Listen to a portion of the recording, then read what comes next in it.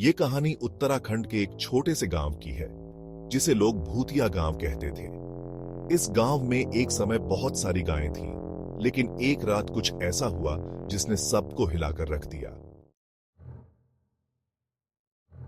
गांव में अमावस्या की रात थी। सभी गांव वाले अपने अपने घरों में सो रहे थे। रात के बीच में अचानक गांव के लोग गायों की जोर जोर से चीखने की आवाज सुनकर जाग गए।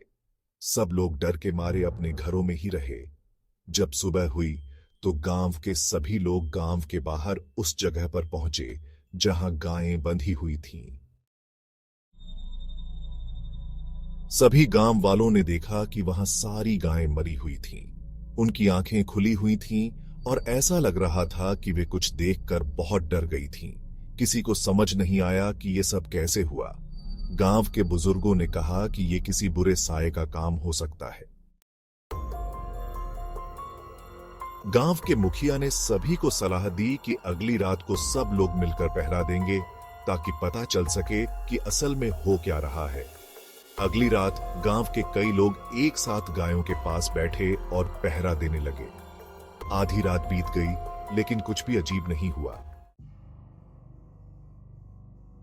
अचानक आधी रात के बाद एक ठंडी हवा चली और आसपास का माहौल एकदम से बदल गया।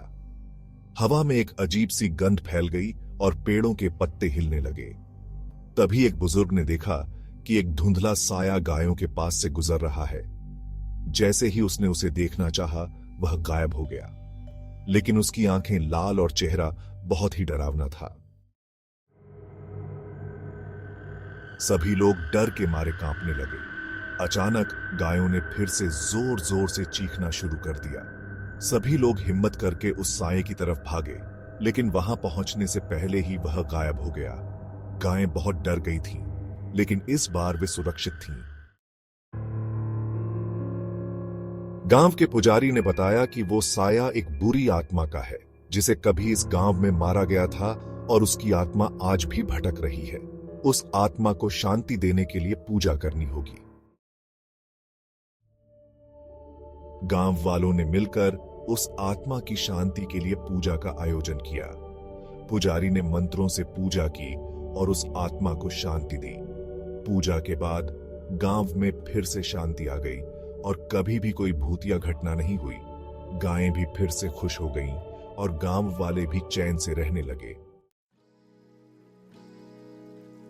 इस तरह एक भूतिया गांव की कहानी खत्म हुई और सबने मिलकर उस आत्मा को शांति दी।